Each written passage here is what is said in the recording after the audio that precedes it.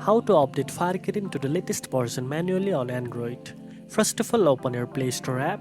At the bottom right, you will see the search button. Tap on it. Now you will see a search bar. Type Fire Kirin and search for the game. When the app page opens, check if there is an update button. If you see it, tap on update and wait for the process to complete. This will install the latest version and fix any problems you might have. If you don't see an update option, don't worry. That usually means your game is already up to date. You can open the game and enjoy the latest features without any extra steps. Sometimes Play Store updates can be delayed or not show up properly. If you notice your game is acting strange or has bugs, try restarting your device and checking again. Also make sure you have a stable internet connection while updating. Keeping your game updated is important for better performance, new features, and improved security.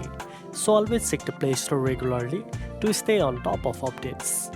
Now you know how to update Fire Kirin to the latest version manually. If you found this video helpful, don't forget to like, share, and subscribe for more gaming tips. Thanks for watching, and I'll see you in the next one.